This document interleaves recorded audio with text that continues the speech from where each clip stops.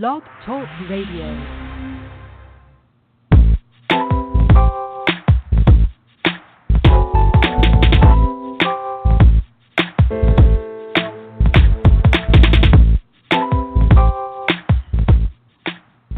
Welcome. You're listening to Perfectly Healthy and Toned Radio with your host, Darren Fatman McDuffie. And now, prepare to get fat.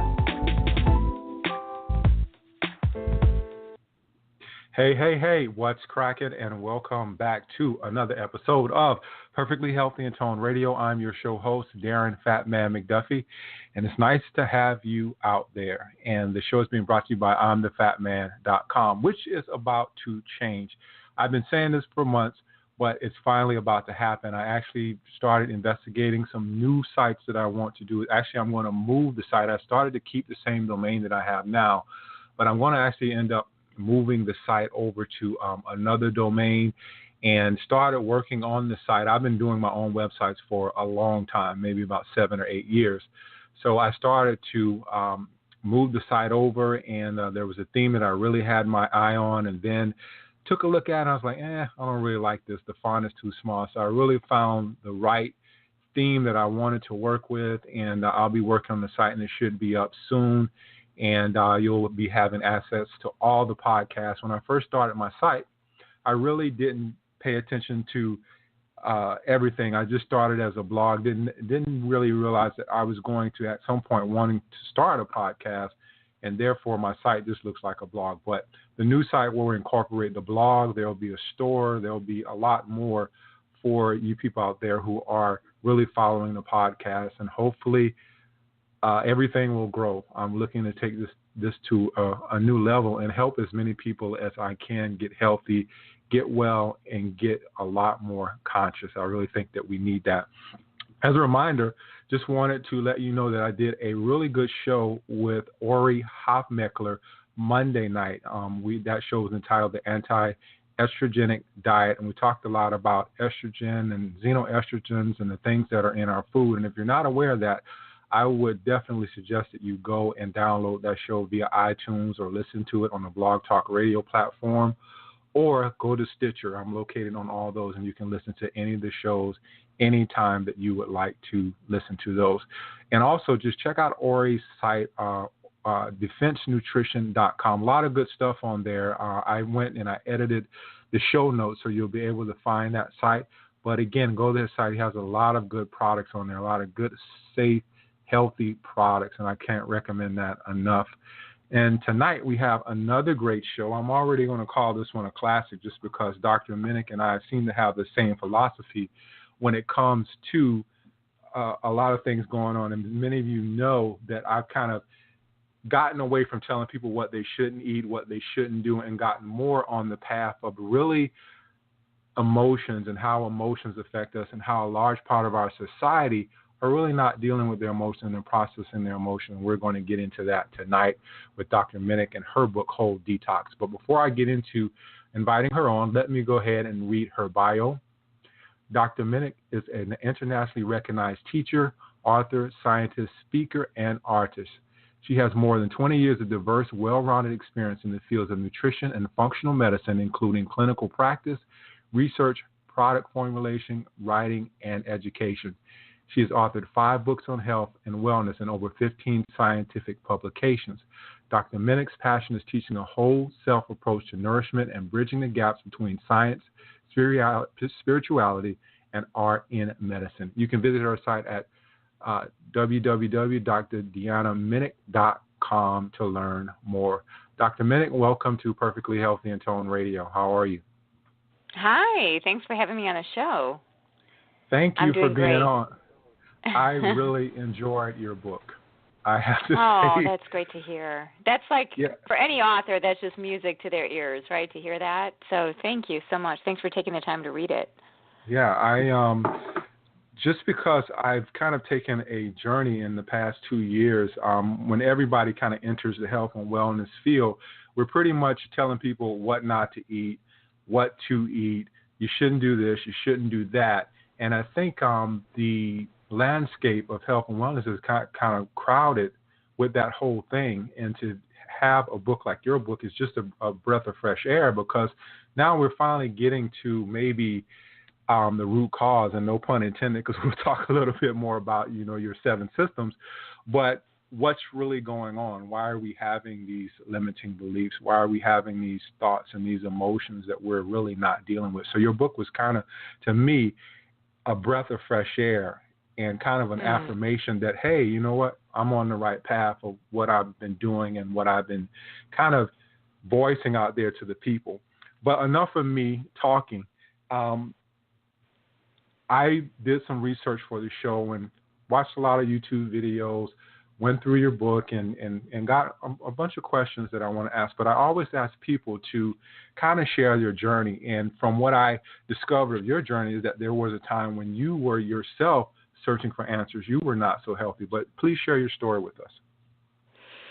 Yeah, I think many of us start out from that place where we're looking for answers. And, I grew up with a health nut mom, and this was back in the 1970s, and it really wasn't cool to be healthy, not like it is now.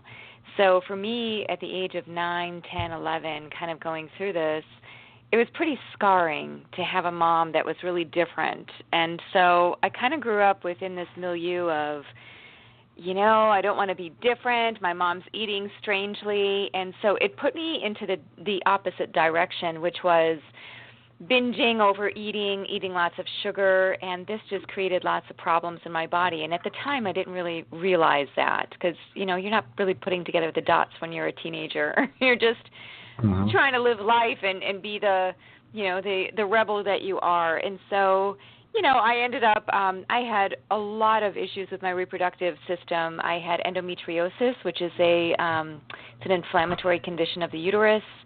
I had irritable bowel syndrome. I had acne. Just everything was amped up when I was a teenager, and this continued on into my 20s. And eventually some things progressed even further with the endometriosis, and so I had some other complications there. So, yeah, I did start looking for answers. And I would say that I was always really science-minded, like I always was asking a lot of questions. So it was kind of natural for me to go in the direction of trying to find solutions. So I did that in a couple of ways. When I was in college, I was pre-med. I started studying science. I took botany and physiology and all kinds of classes to get me ready to go to medical school, which I never went to. I ended up going to graduate school instead. And then on the other track, I was very drawn to other systems of truth because I was kind of sensing that I wasn't getting all of my answers in science classes. So I felt like I had to go beyond those reaches, and I went into things like studying psychology, world religions, philosophy. I was actually, I had a minor in English literature when I was in undergrad. So I took a lot of poetry classes, and I took a lot of, I remember one of the classes I took was the philosophy of language. So, I was looking for answers in many different places, and I think that this happens to us as individuals when we are really seeking. And even now I see that when people come to me or when they're looking for health advice, it's almost like they've been in so many different places looking for this advice. They've been to many different healers and practitioners. They've been on websites. They've read all kinds of books. And I think that what's very unique about my book relative to other books is that I am not into giving people advice.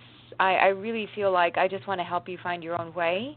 And I honor the fact that you're different from everybody else, that we're all unique. And so Whole Detox is really trying to take that approach of personalization with everything that I know. It's really the integration of all the things that I've studied over time. Yeah, I read a lot of books because I have to read the books for the show to interview people. But your book, again, I said it was a breath of fresh air because it kind of takes a different approach. And I can attest to the fact that you didn't give any advice. It's kind of like, okay, here the information is, and you do with it what you will. So, kind of kudos to you. In reading the book, I noticed that you kind of researched a lot of different disciplines. You went to traditional Chinese medicine, you went Ayurvedic, you did a lot of different things. Was this by design, or was this one of those things where you kind of studied one area, it took you down the rabbit hole to another area, or how did that yeah, how it did was that come about? organic. It was definitely not contrived, or I didn't map this out and say, okay, after I study Ayurvedic medicine, I want to go study traditional Chinese medicine. It just kind of, it unfolded just because of my own path looking for solutions to things. So I tried a bunch of things. I remember when I was 19, I went for my first acupuncture treatment, and the acupuncturist asked me, what are you here for? And I was like, I don't know. I'm kind of here because I'm curious, and there's a whole different language with traditional Chinese medicine. And when I was 18, I took my first yoga class, and I started studying yoga. So it was just a matter of, I think I was just really led into being curious. And when you're curious and you're looking for truth comes in a lot of different packages. And so I was just window shopping for alternative medicine therapies that I wanted to experience. I experienced Reiki. I got into astrology for some time. I've gone the whole spectrum of looking into so many things, so that, it's so interesting because when people say to me, oh, have you read this book? And this is such an intriguing concept, looking at the energetics of gems. It's like, I did that like 20 years ago. It was kind of part of my path where I looked into everything. I don't think that there was any kind of a CAM or complementary alternative medicine discipline that I didn't explore. It was almost like I was at this huge buffet, and I experienced them in various ways. So I'm appreciative that I look back now and say that, I was kind of doing those things when they really weren't that popular, just because I was looking for my own solutions. And now I'm glad to see that 20 years later, a lot of these things have become much more mainstream, which is great because, there's kind of this underground of all these different modalities, and many of them are not very well accepted. So people kind of do them in secret. Yeah, I always say that the stuff that I talk about on my videos, I was like, okay, maybe 2 years from now, people will finally catch up with it. So now I know exactly what you went through because you were studying stuff 20 years ago. Let's get back to yoga. In the book, you kind of expressed that there was one particular yoga class that kind of changed the way you thought about things. Go back to that class and kind of give us a understanding of what happened in that class and why I guess the book is a manifestation of maybe what went on in that yoga class. I think that was definitely part of the constellation of the universe of this book. So when I was, as I mentioned, I was 18, I took this yoga class, and I remember walking into the class really not knowing what to anticipate. I really just kind of threw myself into it, and the teacher was probably in her late 60s, early 70s, which kind of surprised me. And she was burning incense in the class, and it was dark in there. And it was a much more spiritual experience than a physical one. And I didn't realize that so much about yoga. And so, even now I can really go back to that class, and I can smell the incense. I can see the teacher. I can see what she's wearing. And there were just a couple, it wasn't a huge class, so we got a lot of attention. And she talked about philosophy, and then we did movement. It was like one of the most beautifully orchestrated, it was philosophical and physiological and psychological. It was like all the things I loved. So from that point on, I was hooked. And I was still in the throes of school, though, so I wasn't really committed to studying yoga fully. I got a bit of that when I was looking into world religions. I could see how yoga was connected to Ayurvedic medicine. But it was in my early 30s when I decided to actually go and become a yoga teacher. And so I got into yoga at a deeper level. But I have been doing yoga ever since, not on a consistent basis, not every day, but I've always been in touch with it. I feel like it's very familiar to me. And so that class really woke me up to the potential of yoga. And what I love about yoga as a discipline is that it goes in many directions. It's everything from meditation to movement to principles about how one lives life.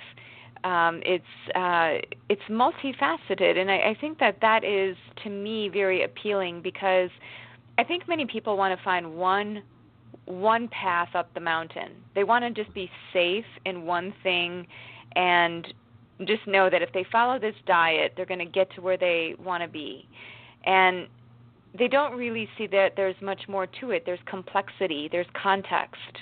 And we are just like sculpting ourselves every day, and we're not static beings. We're not our genes. So I think that yoga really subscribes to this paradigm that we are organic beings. We're constantly being molded by our environment, and that we're so complex, and we can tap into all these different modalities to help us bring out certain things about ourselves.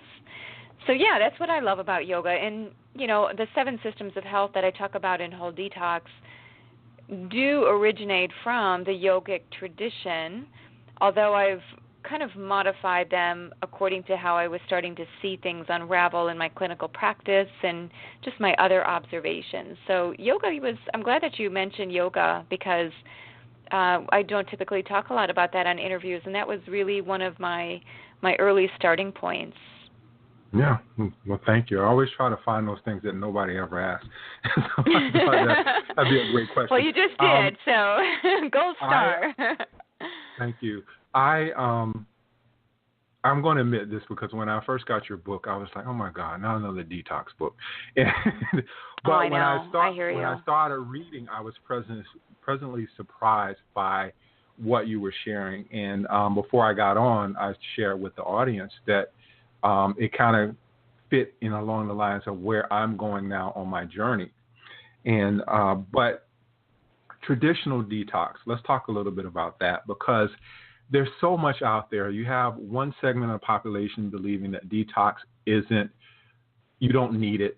And then you have another segment of the population which kind of wants to detox us to death. What not to eat. That's right. What not to eat. Don't do That's this, true. eat this. You need to detox every 3 months. Do the latest, greatest honey and graham cracker juice cleanse or whatever. But where you kind of got into this place where you knew that your traditional detoxes were falling short, kind of give us your thought process of, the book and how you got out of this whole pattern of thought of just doing the traditional detoxing, like juicing and fasting or whatever. But what made you want to move out into, I guess, the twilight zone? Because when you're talking about emotions and getting over limiting beliefs and all that stuff, people tend to want to tune you out, because it's like, oh, it's this artsy fartsy stuff. But what got you out of that thinking of traditional detox? I give a lot of credit to the patients I had and the people that I was taking through nutritional detoxification programs. So I started doing a lot of clinical work after I finished my PhD. I started working with different types of doctors. My mind was really open to, gosh, what is this thing called metabolic biotransformation? And, it's one of the pillars of functional medicine, to do this nutritional detox. So I started doing them with patients, and this goes way back, and just observing what was happening. And it really wasn't clicking at that point. And then some more years went by, and I started to notice a trend, because, what is truth? Truth is anything where you start to recognize a pattern. It keeps happening.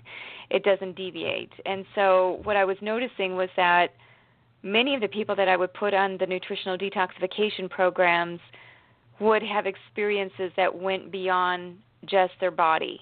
And so what I mean by that is, they'd come to the clinic and I would see them for, maybe they were fatigued or they weren't sleeping right, or they kind of had these amorphous symptoms where other doctors really weren't able to tap into what was going on. So, I was seeing them, the other doctors I was working with were seeing them. And so we did this detox, and what would happen would be, not only would their physical body symptoms improve, like they'd get more energy, they would sleep better, their appetite improved in better ways, they didn't have all the sugar cravings, but a lot of them had these, I guess I would call them epiphanies, because if you look at detoxes throughout time. Like if you go all the way back to ancient history and you look at religious traditions, you look at medical traditions, you see that this is part of who we are as humans, is to cleanse, to get rid of stuff. And so the ancient Greeks and Romans would do things like bloodletting and apply leeches to suck out the humors in the body that were bad. And then you look at religious traditions, and I grew up Catholic, and one of the things we had to do is go tell the priest our sins, or we had to go and stop eating certain things during Lent, which was like this 40-day period of abstaining from certain things. So I started to observe that, that maybe this is more powerful because people are wanting to quit their jobs. Some of them want to end relationships when they're doing this detox. Others want to move to a different state or even a different country. Their wardrobe changes. Their thinking starts to change. Their emotions are all over the place. So there's this heightened, it's almost like, they're just changing rapidly when they're going through this process.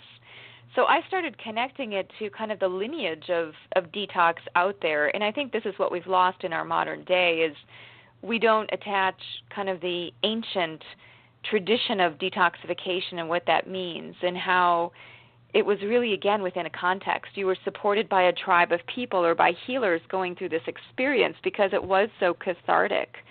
And so that's kind of what I was observing. It was cathartic. People would come in crying or, and just 21 to 28 days of doing a detox could radically alter people beyond just doing regular diet changes and including supplements.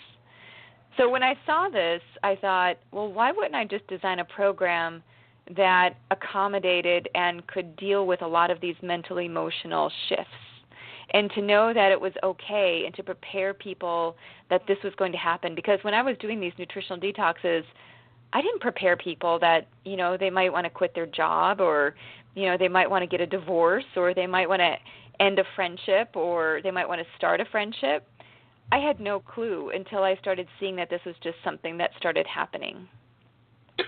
Yeah. Do you think that was just a product of just finally being clear-minded? Like a lot of times I think our minds are polluted. There's so much going on. I was talking to a friend on the phone today, and I was just telling him how, phones, like most people are enamored by their phone. You can go out and you see a group of people sitting down. No one's talking to each other. Everybody's checking Facebook or Twitter or the latest thing, latest picture on Instagram.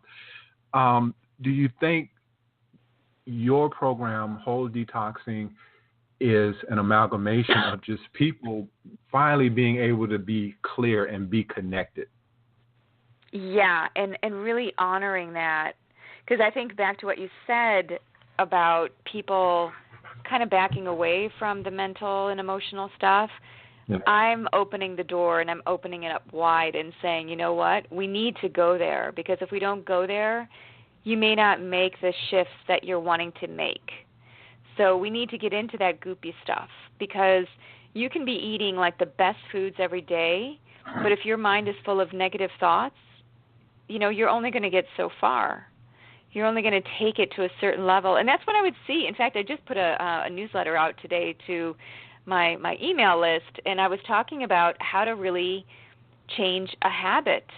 And how do you do this? You've got to look at the underbelly of everything that it's connected to. And Darren, you had opened up this whole conversation talking about the root. We've got to get into the root.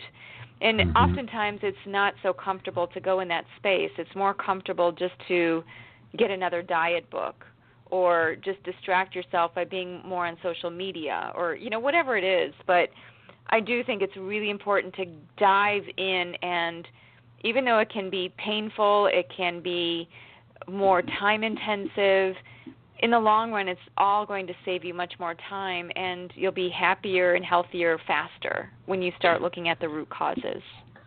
I agree. People are so afraid to deal with their emotions, and it wasn't until maybe a couple of months ago, maybe a year ago, when I really started to say, hey, you know what am I feeling? Especially from a male perspective. I think for men, we are so, if you look at a fist that's balled up, we are so balled up. We're so afraid of our emotions. For women, women can cry. It's not looked at anything as a negative. But for men, I think sometimes we're so balled up and so clenched up, it's hard for us to express our emotions because we've been taught most of our lives that we shouldn't be emotional. But the feelings are in place to kind of guide you. But for most men, and even women, I don't want to leave women out, but I think our society has kind of downplayed our emotions and listening to our emotions. I think that that's a big part of what we're missing in health and wellness, and that's why I'm so glad that you brought your book to the light.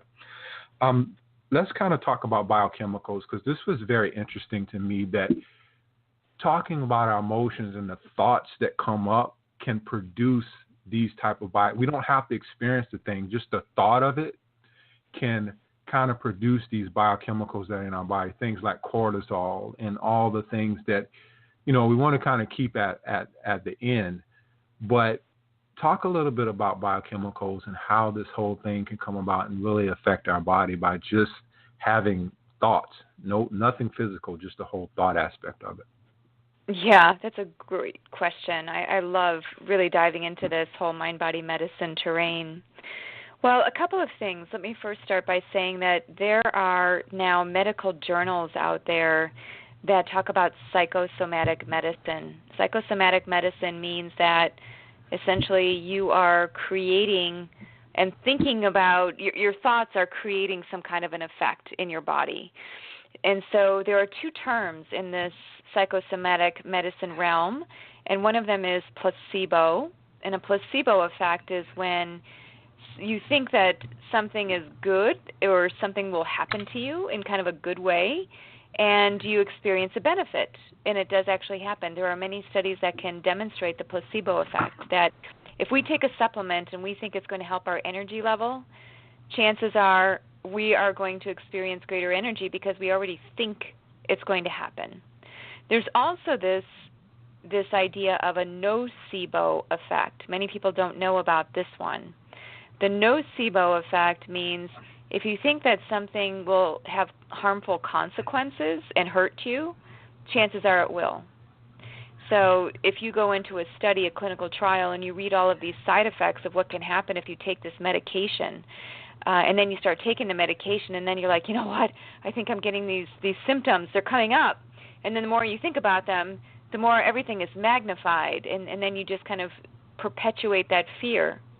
So the mind is really powerful, and it can go in many different directions. And so if we think about the biochemistry of how do we anchor the mind into the body, so let's think of the dream state. I think that this is always a classic one, right? So you're in bed, you're sleeping, the body is inert, but the mind is going, and the mind is processing stuff. And for anybody who's had a nightmare or a dream, maybe you felt like you were running, or there's some kind of stress in the dream, you can actually cry. You can produce a physical body sensation. You can cry.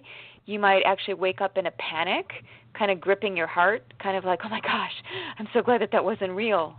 My dad has a lot of sleep things. So when he sleeps, he moves a lot, and it's almost like he's acting out his dream as he's sleeping. And he even was a sleepwalker when he was a child.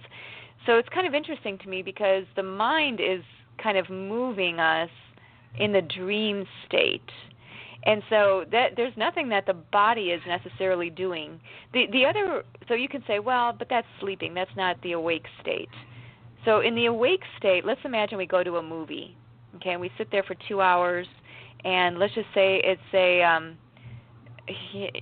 a horror movie, and I never go to horror movies for this very reason. You go to a horror movie, and the whole time your adrenaline is going through your blood, the cortisol is being released, you're releasing insulin, all of these chemicals are being released in your body, and you're not in the movie. There's no reason for you to have these biochemicals floating through your body. But what's happening is you're looking at it, you're looking at the movie, you're sitting there, your body is static. You're not participating in this at all except through your mind. Yet you can feel the heart palpitations. You can feel the rush of adrenaline coursing through your blood. And all of these biochemical changes have real effects. And so if we continue to live like this, where every day has some kind of stressor in it, and we never completely get rid of it, what can happen is that our body is in constant alarm and terror. So this is why I say that it's so important to know about your environments.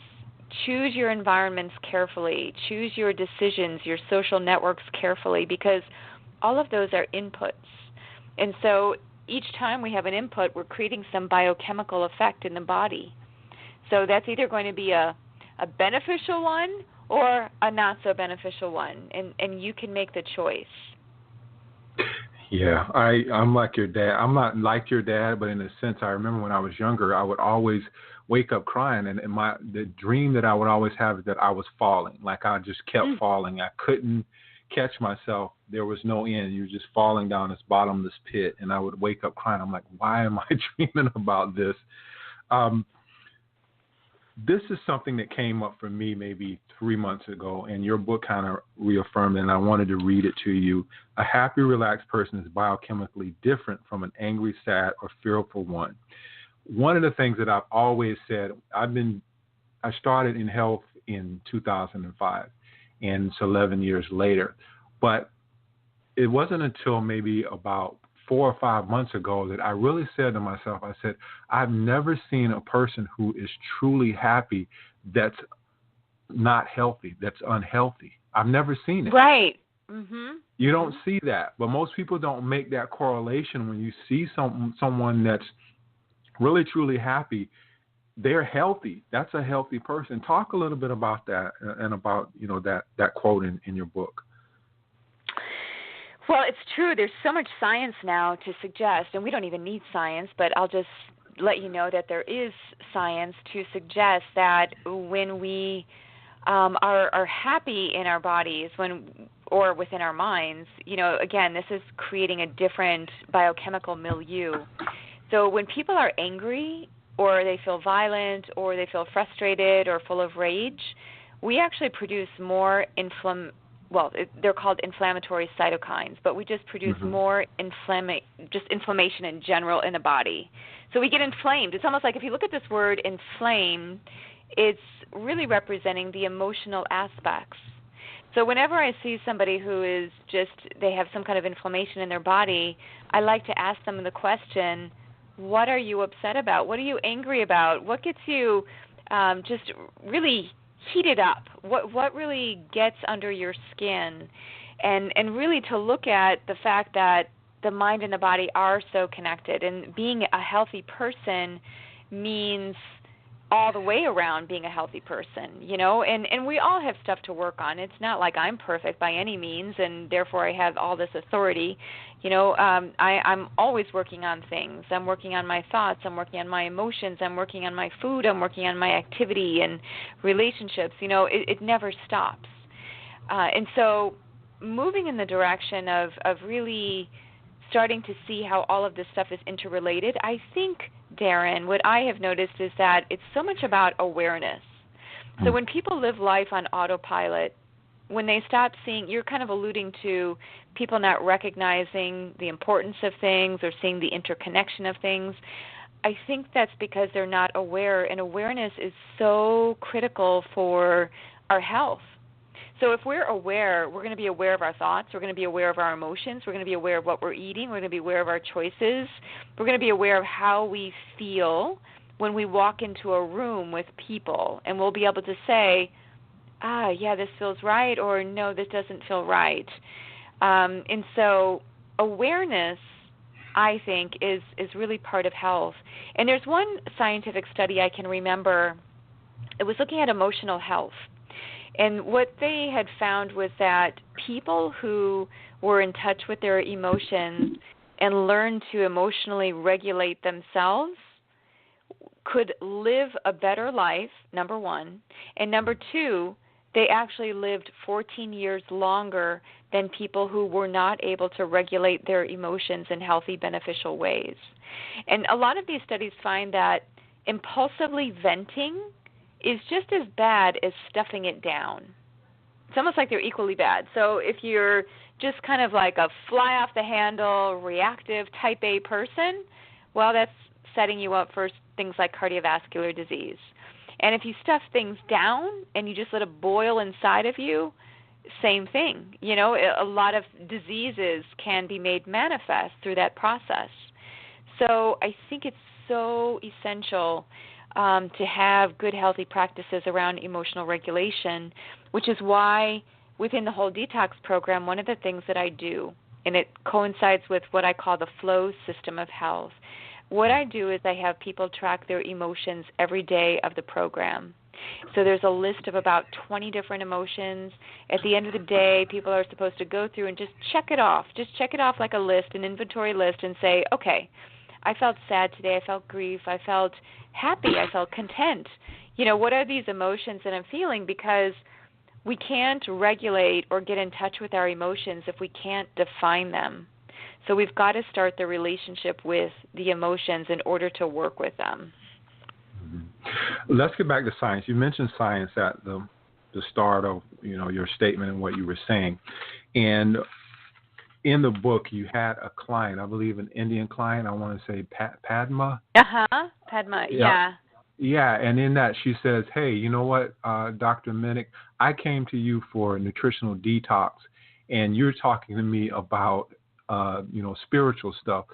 How did you answer her? Because I thought that this was so profound, because when you are dealing with people, a lot of times people just want to know the mechanical action. What do I have to take? What do I have to do? We're such a doing society. But no one wants to hear, like, hey, get in touch with your emotion. This is what you need to do. And this may be all that you need, along with maybe using some supplements to reinforce that. But what did you tell her? Because I think that the audience needs to hear this. I know that for me, it was like, wow, the light bulb went on. I'm like, I'm going to use this. But what did you tell her when she said that to you? I said there's no difference between the two. That what the science tells us is that the mind and the body are one, and that if we make any distinction between them, it's like a distinction without a difference. You know, there's no separation. And in fact, you know, I went on further to tell her that I was actually teaching a graduate class on the fundamentals of mind-body medicine, that this is real, that doctors are learning about the power of the mind in healing. And I think that when I can toss out a couple of scientific studies, that really grounds people. It's like, oh, okay, there must be something here because it's been studied. And in actuality, this stuff has been studied for 20-plus years. Mm-hmm. So it's nothing new under the sun. And I feel like I can be more forceful with it now because there's even more science. And so really and truly, my message to her was there is no difference between the mind and the body. When we're treating the body, we're treating the mind. When we're treating the mind, we're treating the body. So, you know, this is really, biochemistry is just reflecting that within you. So it's all very connected. And fortunately, there are other disciplines now, like in functional medicine, they talk about the mental, emotional, spiritual, and how that connects to the different body systems. I mean, more and more groups are really venturing into that terrain, and I think it's because we have the language now. We have the studies that we can use to support talking about it, whereas before it just kind of felt like a feel-good exercise. It's kind of like, okay, the relaxation response, you know, or deep breathing, but really is this very impactful? Well, now we've got the studies to show that, yeah, like this stuff actually changes your gene expression. Being a seasoned relaxer over time and being able to go into that relaxation response actually primes your genetic pathways in such a way that you're downregulating the pathways that are connected to disease. So I think that that's remarkable, to think that you're changing your genetic expression through the basis of the relaxation response, or through breath, or through, you know, just not having stress, you know, not having too much chronic stress. That is all very powerful. Do you think our society would look a little better across the board if we were taught as children you grow up as an adult and you're an adult. But do you think that if we were taught as children to maybe approach our life from a more spiritual perspective, that the demographics of obesity and the diseases that we encounter now would look totally different? I love that question. Yeah, I think if we project ourselves out 10 years and say, what are we going to be doing in 2026? How will health and wellness look? I think that there will be two streams. I think that in the first stream, it's going to be all about genes. We're going to have all of these individualized genetics where all of you is on a chip. And so you're going to know kind of your template. And I think within that realm of genetics, people are going to go into things like psychology, and we'll be able to explain better why we think like we do, why we emote like we do, because we may have some of these genetic predispositions or imprints that are, moving us in that direction. And I think that even beyond that, we are going to see the individualization of medicine. So every person is going to be seen as unique, and unique in their mind, and unique in their emotions, unique in their bodies, and that's going to be more and more recognized. But I think we have to get into that space. I was doing some teaching for a cancer retreat center for about 5 years, and even if you look at the treatment for people with cancer now, it's much more integrated than it ever has been. I mean, usually, I can remember growing up and witnessing family members with cancer and looking at their treatment. Nobody talked about the mind. Nobody talked about emotions. It was just blasting the body with chemotherapy and radiation. But now you look at what happens when people go through cancer therapy. They have many options. They can actually go down this route of addressing the mind and doing more psychotherapy and group exercises and really processing a lot of these emotions that come up from even having cancer and having that diagnosis, which can really, create a lot of emotional unrest for people. So, yeah, I think your question is great. I think looking down the trajectory of health and healing, we're going to find a lot of different things start to blossom out. I think we're going to learn much more about food.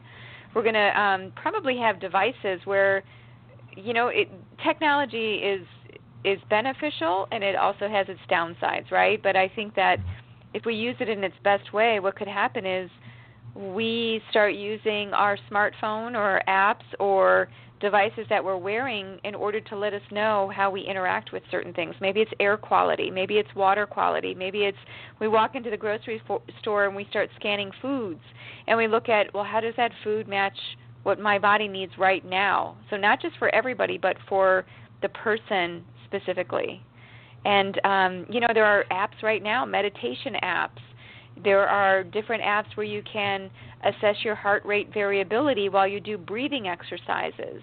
I mean, I think all of this stuff is already emerging, and I think that we can't help ourselves but really have this be much more integral in health and wellness in the future. Yeah, I definitely agree with you. I think everything maybe is going towards energy. We're going to start understanding energy a lot more, too. I had to ask you this, and this is about just family patterns. There was a gentleman in your book named George, and he didn't want to be like his father. And I see that a lot. I grew up with a single mom, and sometimes I'll catch myself saying the same thing my mom used to say. And I'm like, yeah, I'm I know. I'm like my mom. And everybody's like, no one wants to be like their parents, because we're like, when I get older, I'm never going to be like my parents. But then you find yourself saying some things or thinking some things that they used to say. I guess the question is that when it comes to our emotions and processing our emotions and dealing with limiting beliefs and all this other stuff that might hinder us from living a fulfilled life, are we following the precedent set for us before? Are we following mom and dad or a grandmother or whoever we grew up with? Are we following those precedents? Well, think about it. If our environment determines our genetic expression, it stands to reason that if we grow up in a household with lots of abuse and trauma, that we're going to take on that imprint, and that's going to change our thinking and our emotions throughout our lives. And much of who we are really is established very early on. And it's not to say that we can never work on that and work through those things and become somebody else, but they're pretty strong, and that's the whole science of epigenetics. So when things happen to us and we continue to repeat that pattern, it's almost like it becomes much more ingrained within us. So that's why I work with things like limiting beliefs and limiting thoughts within the whole detox program, because if we can get to the root of why we are not doing certain things in our lives that will make us happy, why is it? Why do we let ourselves get overburdened with responsibility? Why do we say yes when we really mean no? Why do we continue to put ourselves in relationships that really don't bring out the best in ourselves and we become codependent? Why do we make those choices when we know that they're not necessarily great for us? Well, many times because we're living on automatic pilot and we're not aware, we're kind of going with the imprint that we've already built up within ourselves. So it really requires serious internal reflection and contemplation on what needs to change. It's almost like, getting at the root. And family is one of those roots, right? I mean, when I was growing up, there were so many things, just like you said, I didn't want to be like Mom. I didn't want to be like Dad. I wanted to be like myself, and I would never do these things. But now I look back and say, my parents did the best they could with what they had. And, I love my parents, and I'm so glad that they're still alive, and I can have conversations with them about all that stuff, and we can laugh about it and kind of look back. And I know many people have so many regrets, and oftentimes families stop talking to one another. And so what you have to do is really, the only person that you can really make any changes to is you. So you can only change your perspective on the situation. You can't change what has happened in the past. You can't change the people in your family and how they interrelate. You can only take it in a way that it's going to serve you at the highest level. And when I stopped seeing my parents in such a way as like, wow, why did my mom make me eat this healthy food that was so, it made me such an outcast, or why was my father so strict, and why wasn't there lots of laughing at the dinner table? Why did I have to go to Catholic school and have all these strict principles around me? And now I see it's like, wow, all that stuff was really juicy, and it made me who I am. But at the time, I didn't see that. At the time, I saw it as confinement or restriction, and I didn't enjoy it. There was no sense of play. But, it really takes coming into your own and realizing your own truths. And I think a lot of us go through that I think that there are certain times of life when that kind of bubbles up. Late 20s is a key time for many people when they kind of move from the identity that they were given as a child and what they've been kind of working with. And then kind of in their late 20s, I've noticed people going through this shift where they start reevaluating what they stand for. And then I think that another shift happens again in midlife, in the early 40s, where people start to realize, oh, yeah, I don't need to make all these people happy anymore. I don't really, I'm not going to care so much about what everybody else thinks about me. And then I think we go through this again in our late 50s. I think that, this continues to happen throughout people's lives, and it happens continually. But there are some times that it's more emphasized than others because we're engaged in certain things around our lives. But that's, sometimes, one patient told me once, illness is the Western form of meditation. She said illness is the Western form of meditation, and that her sickness, what she was experiencing, had actually changed her life, and it made her slow down, and it made her value things. It made her value her own life. It made her value friendships and the people around her. And I think it's like that. I think if we can look back at our past, at our parents, at our families, and really see everything as a gift and turn it over, just topsy-turvy, and say, okay, that was pretty challenging for me to get through, but what did I learn? How did it change my whole life? So, it's making lemonade out of lemons, of course. And it's not to say that we don't recognize the pain and the hurt and the grief and the sadness and any other emotion that comes up, I think we have to. We have to really get into that space. And I spent a good chunk of my 20s processing a lot of that. I went to a lot of therapists. I did a lot of spiritual work. I studied with teachers to try to make sense of it all because it didn't make sense to me. And then eventually I feel like, I kind of emerged, and it was like, all right, my past is my past. It made me who I am today, but I'm moving on. And now I'm kind of like this future person. It's like, okay, I have this vision. I can see it all unfolding. When are we going to get there? So even now I have to remind myself, let's stay in the present moment. That's where the biggest potential is. So I know that was a long-winded answer to your question. No, it's okay. That's okay. One. I for when I hit 40, my new word was whatever. I was like, whatever. I don't care anymore. It's just like somebody flipped the switch on and say, I don't care, and it's that's how I live my life. I don't care. If I don't want to do something, I say no, I don't want to do it, and that's the way I live my life. And it's so much easier when you say that you don't want to do something and you don't do it, rather than saying yes and then you go there and you mean no. You meant to say no. The worst feeling.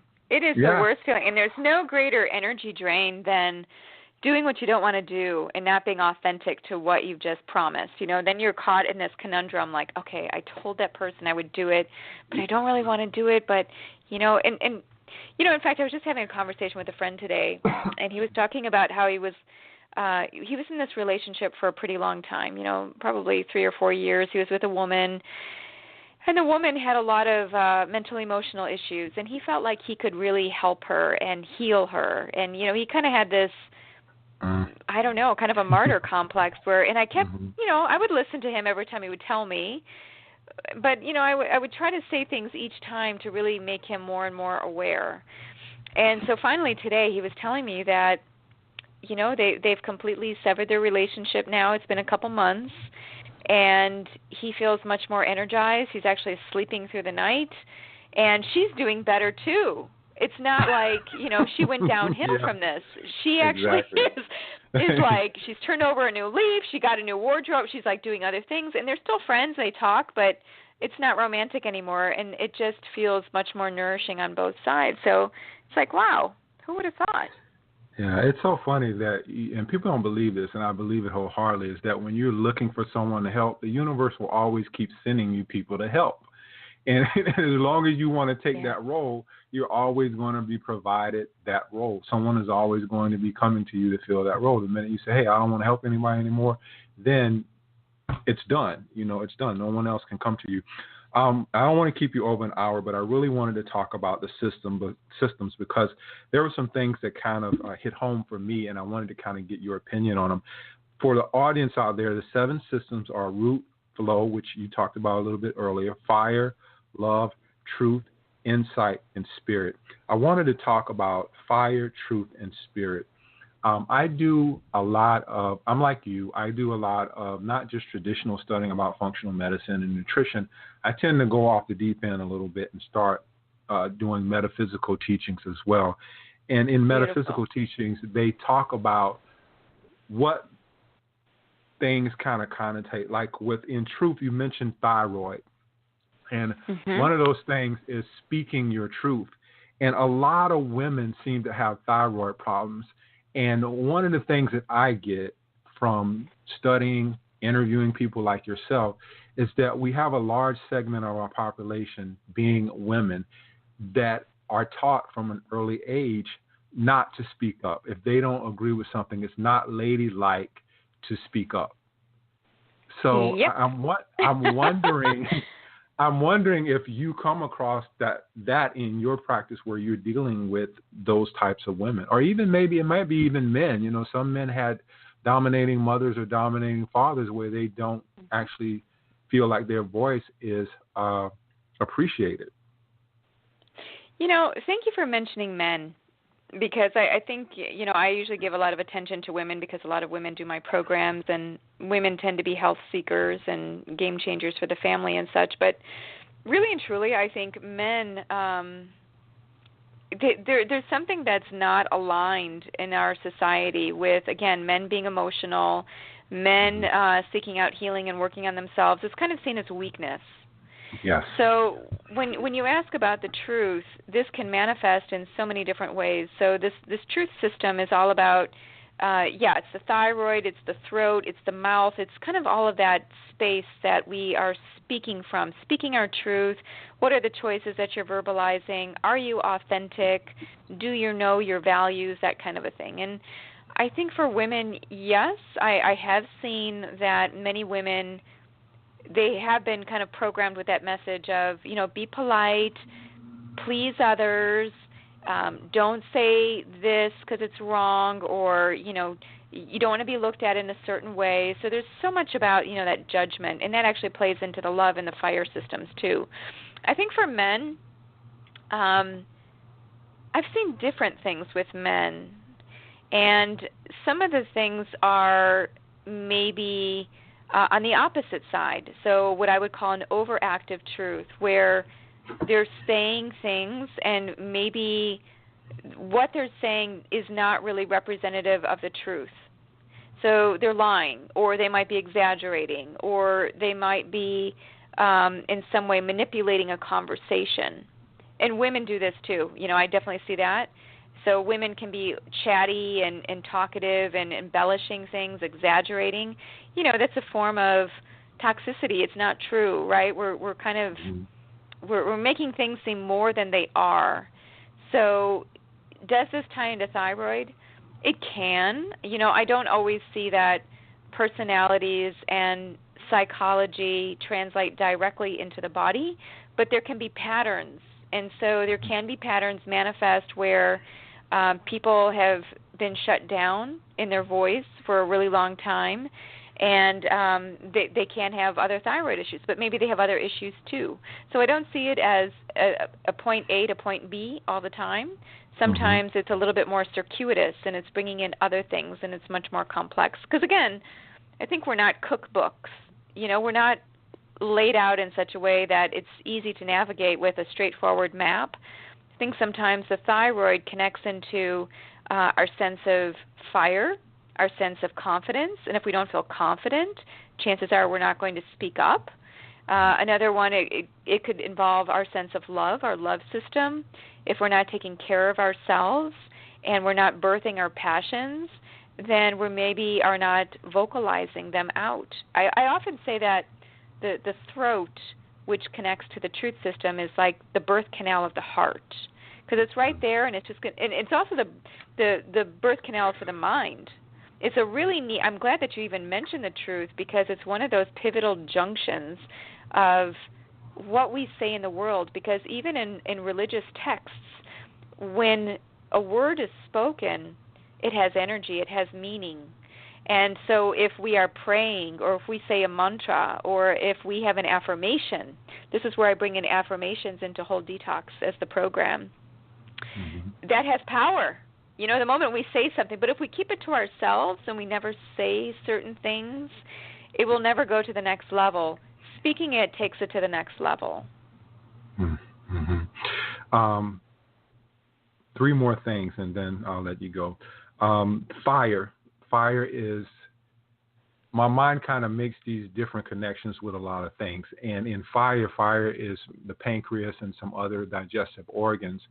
And I got to thinking about diabetes. A large segment of our population has an issue with diabetes.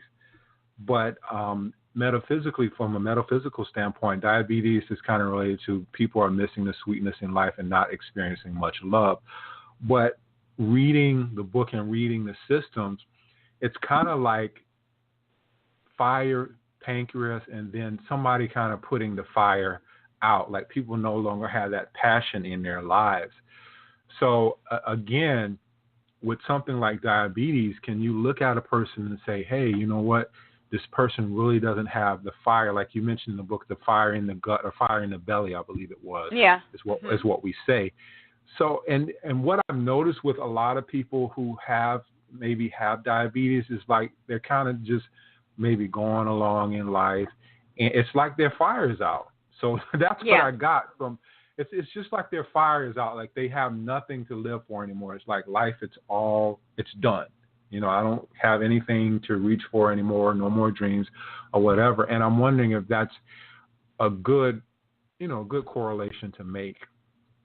It's an excellent correlation. Yeah, the fire system, most people are out of alignment with their fire system of health. And so I do this questionnaire. There's a questionnaire in the book, and there's also online. And so we've collected all the data from people that have done it online. And we find that the fire system is top of the list when it comes to imbalances. This is where most people have issues in their root and in their fire. So the fire, if we think about it metaphorically, being burnt out, feeling fried to a crisp. It's kind of like, I've got nothing left to give. I've worked so much. I've not played. I've not enjoyed my life. I've always given. And I see the fire, especially in terms of work-related stress. So these are the people that don't balance work and life. Their work becomes their life.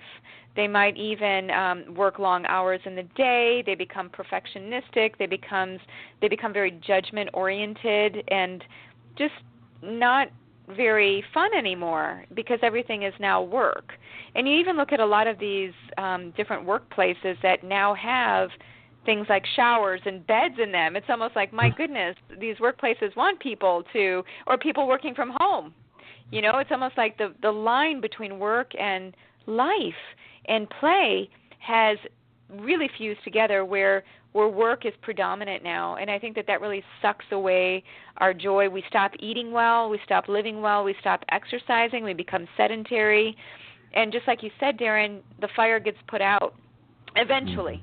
And this leads to all kinds of digestive issues. We can see bloating or indigestion, or now we can't tolerate certain foods that we used to eat, or we have an acidic stomach and we feel like it's burning and we can't eat certain foods. So, yeah, I really look at each of these 7 systems in literal ways, like what's actually going on in the body, like with digestion, and then I look at it symbolically, like, okay, what are you not digesting? And I look at that for each of the 7 systems because I feel like it just makes so much sense to do that. Yeah, and the last thing with spirit is just my personal thing, because it hit home for me when I was reading your book, because you relayed spirit as a circadian rhythm. And there was a time, maybe, 5 or 6 months ago, that every night I will wake up at 3 in the morning. It was like 3 in the morning or 3:15. I will wake up between those minutes every night. And it wasn't until I really tuned in and really started listening to the music that I was able to listen to the message, that I was able to really get a sound amount of sleep. And it was something huge that I was just bearing, and I wasn't in touch with it. But I remember just waking up at 3 o'clock in the morning or 3:15. I would look at my phone or look at my iPod, because I keep my iPod beside my bed, and I was just like, well, I wonder what time it is. And it was a regular pattern of 3 o'clock to 3:15. But I know there was a message for me in that. Last question is, I know we talked about detox, but we talked nothing about food. But the last question is, obviously for these 7 systems, different foods are going to work with different systems. Given us maybe 1 or 2 examples of what might work, pick the ones that you like between root and spirit, of foods that really work to kind of maybe even those systems out, or maybe unblock them, or whatever language I can use there. I'll make it even easier. Each of the 7 systems is associated with a color. So the root is red, so it coincides with red-colored foods. So if you look at the whole detox program, when you look at days 1 through 3, I have all these red-colored foods. So I have beets and pomegranate, raspberries, cherries. What I'm really aiming for is for people to get more color and to get more variety within that color. Because usually if you tell people, eat more red-colored foods, they're like, okay, and then they start eating lots of tomatoes and nothing else. So they kind of do it, but they don't do it in the full spectrum way. So each of these systems and their colors coincides then with the colors of those foods. So the flow would be orange. The fire would be looking at the amount of yellow foods that you have in the diet. The fire is kind of unique in that way because typically we're eating too many yellow-colored foods. So if you think of bread and corn products and, just sweeteners in general that might come from things that are yellow, sometimes what I do there is actually have them lessen the unhealthy yellow foods and increase the healthy yellow foods. The green one is the love system, and that's really easy because we get green, but probably not nearly enough. The truth is connected to the color aquamarine, and I associate this with things like sea plants, which are rich in iodine and other minerals that are helpful for the thyroid. The inside is indigo, and I connect that to indigo-colored foods, so things like blueberries, boysenberries, marionberries, just anything that's that blue-purple color. And this is the color that we actually get too little of. If you look at the research, 88% of people, when they were surveyed, didn't get enough of the blue-purple. And then the last one, the spirit, is the color white. And so white-colored foods, which, I was always grown up to believe that the whiter the bread, the quicker you're dead. And I remember my mom saying that to me. But there are some healing white foods, cauliflower, coconut, garlic, certain seeds like sesame seeds are very healing for the liver. So I talk about some of in fact, there was just even a study that came out on white-colored foods reducing the risk for incident stroke, which is really fascinating. They found that apples and pears, which they would constitute as white because of the inside, connect to lower stroke risk and not the other colored vegetables and fruits. So, I think that there's something to unlock here with the sense of color that I really do try to address extensively within Whole Detox, including looking at the science of color, which not a lot of people really know about. Yeah. Does these 7 systems kind of correlate with the chakras? It seems like they kind of do. They do. That was kind of my initial starting place, and then I started to flesh them out a little bit more. I've written a book on chakras and food. I wrote one on supplements, dietary supplements, and chakras too. But this one, because it became more systematic, like I started attaching things that we don't always attach to the chakra system. So, yeah, I wanted to really, I started with that as my framework for sure. Yeah. It didn't occur to me until I was sitting here. I was taking notes while you were talking. I was like, red? Yeah. I was like, is this the chakra system? And then so it finally occurred to me. Dr. Deanna, I don't want to keep you any longer. We actually went over 7 minutes, but it was so worth it. I really enjoyed speaking with you. Your book is located on Amazon, and I would guess all the other book outlets where you can get the book. And for all those out there, I would recommend you get it and read it cover to cover, because I really believe that this is where everything is going, and Dr. Deanna is on the cusp of everything. So get the book. Yeah, read the book. And also, what is your website again for the listeners out there? I have 2. One of them is deannaminich.com, and then the other one is whole-detox.com. And Darren, I hope that you'll participate in the next Whole Detox that we have. We're going to do an online one, and that's in October. It starts October 1st. So, and you can do it online. You can do it from wherever you are. We all come together as a community and do it using the book. And that's you sign up online on your website for that? Yep. Yeah, you can sign up online. If you go to the whole-detox.com website, you'll see where you can sign up. And I also have a Facebook group page where a lot of the people that are interested in the Whole Detox work come together to talk. And this week we're doing a Whole Detox gratitude, and next week we're going to do a Whole Detox garbage focus. So we do different things. We did a plastic focus. We just always try to work on different aspects of the environment and ourselves. All right. Well, I will list that on my Facebook page, and also on I'll go back and change it in the show notes as well. But thank you so much. I really enjoyed speaking with you tonight.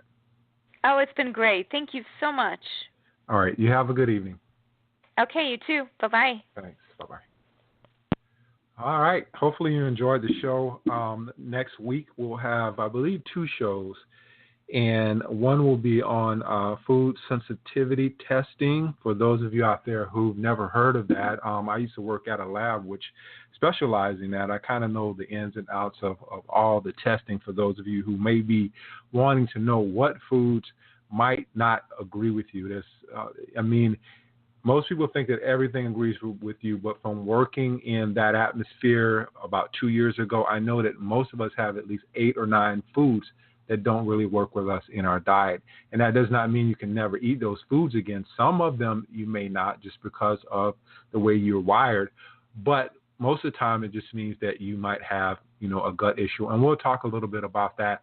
And then on Wednesday, I believe it is, we'll be talking about fermentation, which kind of goes in with food sensitivity testing, because you really want to heal your gut when you have food sensitivities, and fermentation or eating fermented foods actually helps with supplying the gut with the much needed bacteria that it needs, especially when there's what you call dysbiosis in the gut, where there's a disimbalance of the flora in the gut, good flora versus bad flora. So we'll have those 2 shows next week, and I will see you same fat time, same fat channel.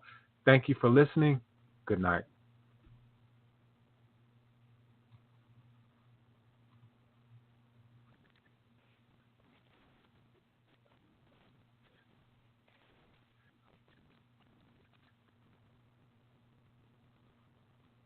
Have you heard? Metro by T-Mobile now includes Amazon Prime. Yes, enjoy the best of shopping and entertainment, movies, TV shows, music, free shipping, and much more. All included for just $40 per line for 3 lines. All on the T-Mobile network. Discover the smarter way. Metro by T-Mobile. That's genius. One offer per account. Offer subject to change. $12.99 per month value. Offer valid for new Amazon Prime members. Metro customers may notice reduced speeds versus some T-Mobile customers. Video at 480p. Capable device required. See store for details and terms and conditions. Have you heard? Metro by T-Mobile now includes Amazon Prime. Yes, enjoy the best of shopping and entertainment, movies, TV shows, music, free shipping, and much more. All included for just $40 per line for 3 lines. All on the T-Mobile network. Discover the smarter way. Metro by T-Mobile.